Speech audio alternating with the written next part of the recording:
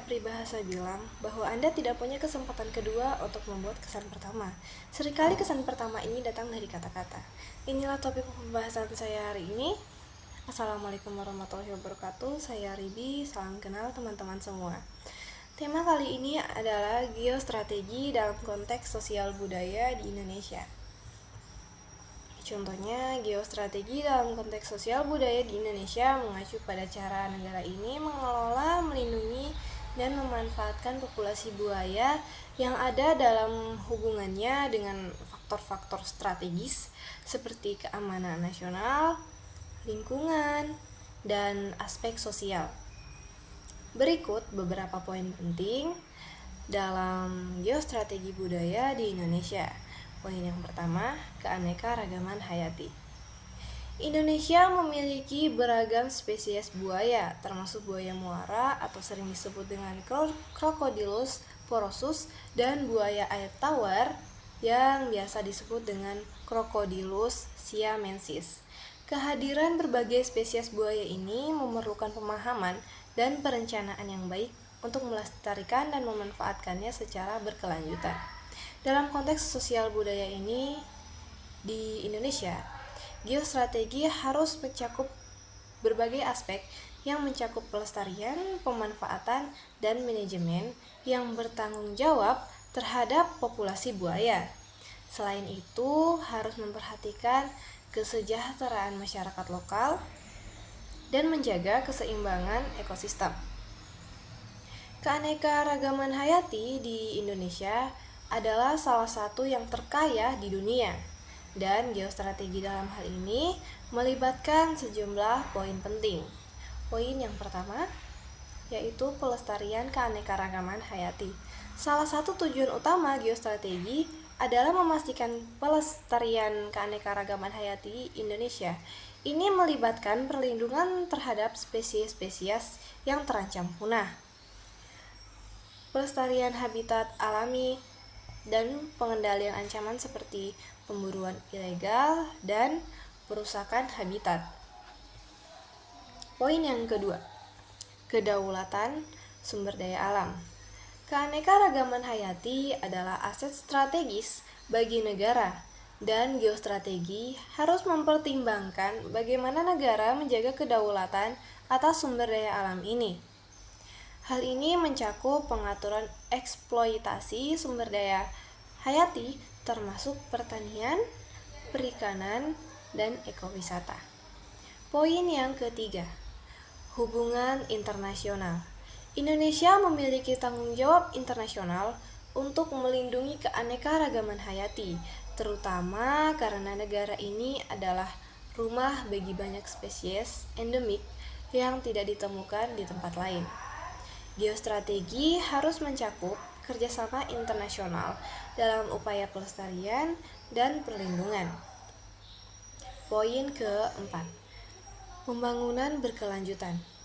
Strategi harus mengintegrasikan pembangunan berkelanjutan yang memperhitungkan keanekaragaman hayati. Ini berarti mempertimbangkan dampak pembangunan infrastruktur, industri, dan pertanian terhadap ekosistem dan spesies-spesies lokal. Poin yang kelima, pendekatan inklusif. Geostrategi harus mencakup pendekatan inklusif yang melibatkan masyarakat lokal, pemangku kepentingan, dan kelompok masyarakat lainnya dalam pengelolaan keanekaragaman hayati. Ini bisa mencakup pemahaman budaya, pengetahuan tradisional, dan hak-hak adat. Poin selanjutnya, poin ke-6, yaitu edukasi dan kesadaran publik. Upaya geostrategi untuk harus mencakup program edukasi dan kesadaran publik untuk meningkatkan pemahaman tentang pentingnya keanekaragaman hayati dan peran masyarakat dalam pelestarian dan perlindungannya. Poin yang selanjutnya, poin ke-7, penelitian dan pemantauan. Geostrategi harus didukung oleh penelitian ilmiah yang kuat dan sistem pemantauan yang efektif. Data yang akurat tentang keanekaragaman hayati akan membantu dalam mengambil keputusan yang tepat. Poin selanjutnya, penegakan hukum. Geostrategi juga harus mencakup penegakan hukum yang kuat untuk melawan pemburuan ilegal, perdagangan gelap, dan praktik-praktik merusak lainnya yang mengancam keanekaragaman hayati. Dalam rangka menjalankan geostrategi untuk keberagaman hayati di Indonesia, penting untuk mencapai keseimbangan antara pelestarian lingkungan, pembangunan ekonomi, kepentingan nasional. Keanekaragaman hayati yang sehat adalah aset strategis yang dapat berdampak positif pada ekonomi, sumber daya alam, dan hubungan internasional Indonesia. Materi selanjutnya yaitu tentang geostrategi dalam konteks konversi di Indonesia. Konservasi salah satu aspek penting dalam geostrategi adalah pelestarian buaya dan ekosistem mereka. Buaya adalah spesies yang dilindungi dan penting bagi ekosistem perairan di Indonesia.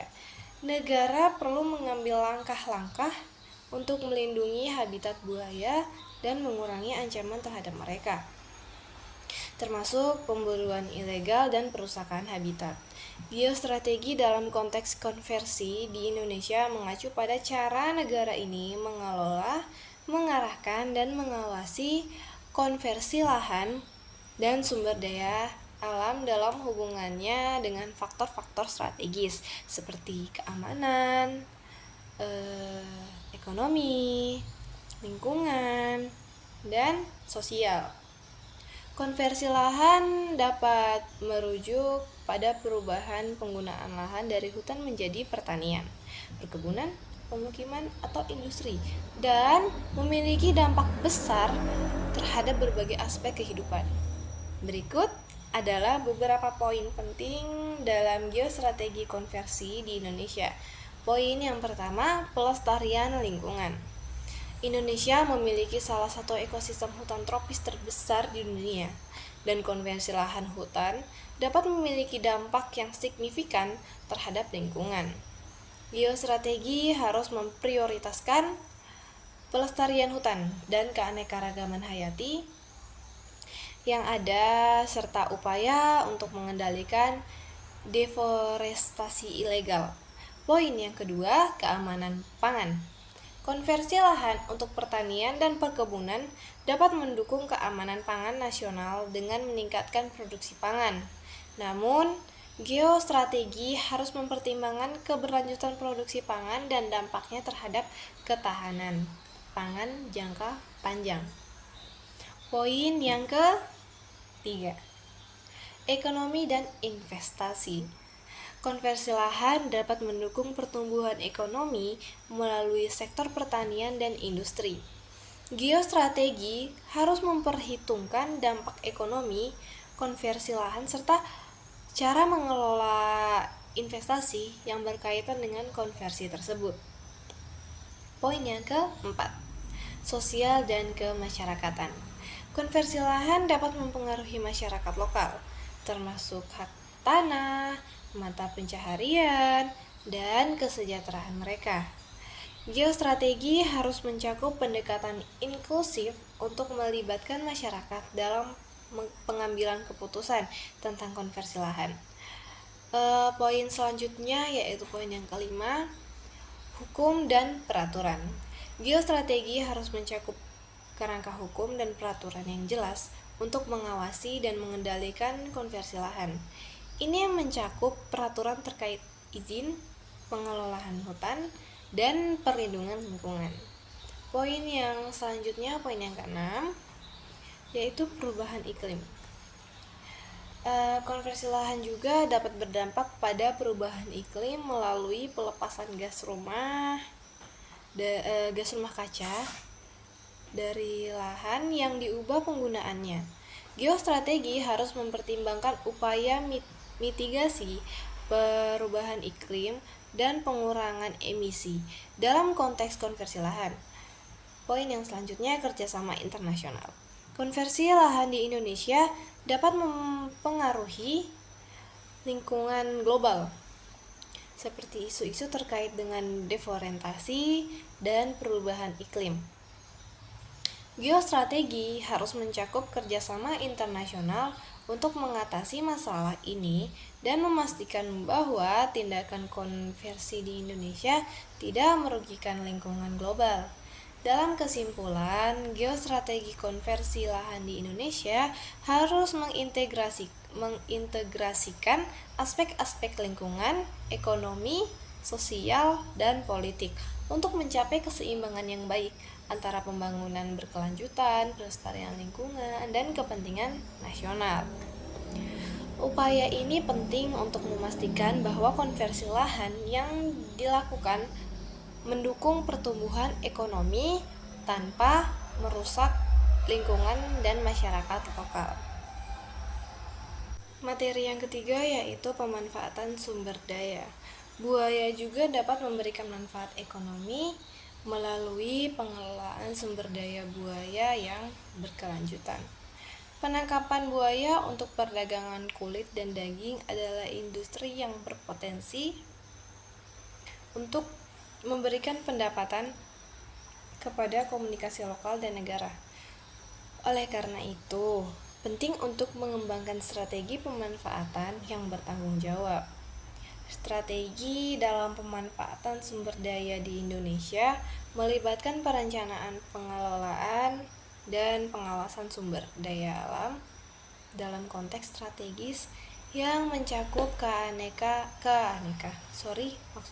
yang mencakup keamanan nasional, ekonomi, sosial, dan lingkungan. Indonesia adalah negara yang kaya akan sumber daya alam seperti mineral, hutan, migas, dan perikanan. Sehingga geostrategi dalam pemanfaatan sumber daya menjadi sangat penting. Berikut beberapa poin penting dalam geostrategi ini. Poin yang pertama yaitu keamanan energi. Indonesia adalah produsen dan ekspor minyak dan gas, sehingga pengelolaan sumber daya migas menjadi faktor penting dalam geostrategi. Upaya untuk memastikan pasokan energi yang stabil dan keamanan energi nasional untuk menjadi fokus utama.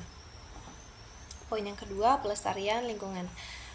Walaupun sumber daya alam penting untuk pertumbuhan ekonomi, geostrategi juga harus mempertimbangkan dampak lingkungan dari eksploitasi sumber daya, pelestarian hutan, perlindungan spesies terancam, dan pengurangan emisi gas rumah kaca adalah pertimbangan kunci.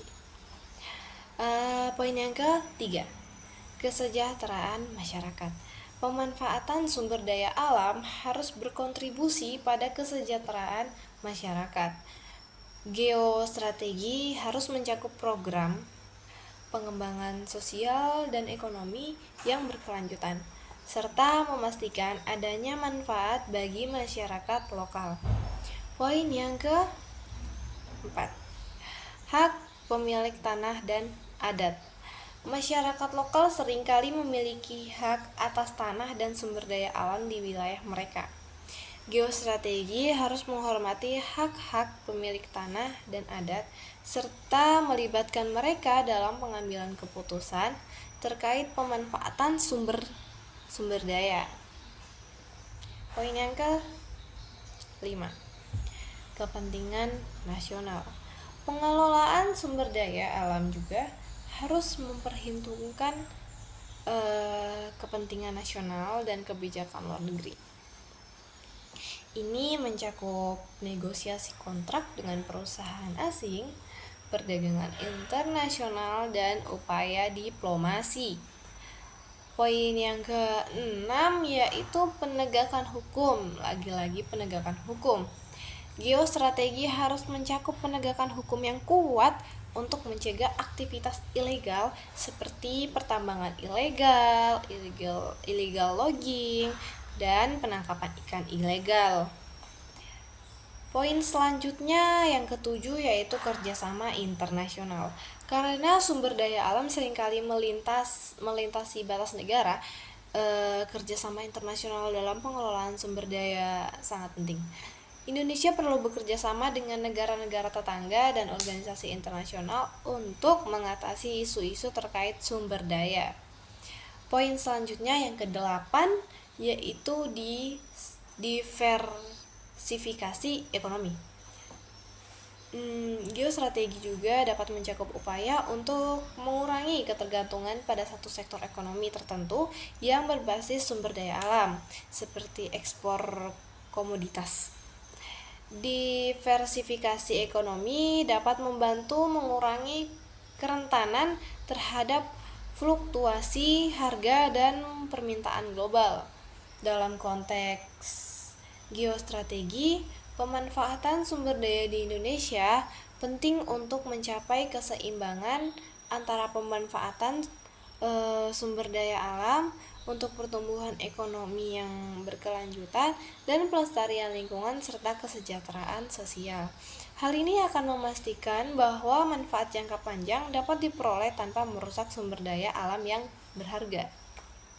Jadi kesimpulan dari geostrategi dalam konteks sosial budaya di Indonesia adalah bahwa pendekatan strategi yang mempertimbangkan aspek-aspek sosial budaya sangat penting dalam mengelola dan merancang kebijakan di Indonesia. Beberapa poin utama yang dapat saya ambil sebagai kesimpulan adalah keanekaragaman budaya. Indonesia adalah negara yang kaya akan keanekaragaman suku, budaya, agama, dan bahasa. Geostrategi harus menghargai dan menghormati keanekaragaman ini sebagai sumber kekuatan dan identitas nasional. Poin yang kedua yang dapat saya ambil yaitu pemberdayaan manusia. Geostrategi harus memasukkan pendekatan yang memberdayakan manusia, melibatkan masyarakat lokal dalam pengambilan keputusan yang mempengaruhi kehidupan mereka, dan menghormati hak-hak adat dan budaya. Poin yang ketiga yaitu pelestarian budaya. Pelestarian warisan budaya, bahasa, dan tradisi harus menjadi bagian integrasi dari geostrategi. Hal ini mencakup upaya untuk melestarikan situs-situs bersejarah dan warisan budaya Indonesia. Yang keempat yaitu toleransi dan kerukunan. Geostrategi juga harus mempromosikan toleransi, kerukunan, dan pluralisme dalam masyarakat Indonesia yang beragam. Ini penting untuk menjaga kestabilan sosial dan politik. Yang kelima yaitu pembangunan berkelanjutan. Geostrategi dalam konteks sosial budaya juga harus mempertimbangkan dampak pembangunan terhadap masyarakat lokal dan budaya mereka. Ini mencakup upaya untuk memastikan bahwa pertumbuhan ekonomi dan pembangunan berkelanjutan tidak merusak nilai-nilai dan budaya lokal. Poin yang keenam yaitu edukasi dan kesadaran budaya. Geostrategi harus mencakup pendidikan dan kesadaran budaya yang bertujuan untuk memahami, menghargai, dan mempromosikan budaya Indonesia yang beragam. Selanjutnya, diplomasi budaya. Indonesia dapat menggunakan diplomasi budaya sebagai alat untuk mempromosikan hubungan antar bangsa dan yang positif dan memperkenalkan budayanya di tingkat internasional. Peran masyarakat sipil dan organisasi non-pemerintah memiliki peran penting dalam mempromosikan nilai-nilai sosial budaya dan memastikan bahwa kebijakan pemerintah mencerminkan aspirasi masyarakat. Poin yang ke-9 yaitu perlindungan hak asasi manusia atau yang biasa disebut dengan HAM. Geostrategi harus memastikan perlindungan hak asasi manusia termasuk hak budaya dan memerangi diskriminasi dan pelanggaran hak asasi manusia yang mungkin terjadi dalam konteks sosial budaya. Yang ke-10 yaitu kerjasama internasional. Indonesia dapat bekerja sama dengan negara-negara lain. Terima kasih sudah mendengarkan sejauh ini. Mungkin memang banyak sekali ya materi yang dapat kita dapatkan untuk kali ini. Saya mohon maaf bila banyak salah kata dan memang banyak salah kata, saya mohon maaf. Saya akhiri. Wassalamualaikum warahmatullahi wabarakatuh.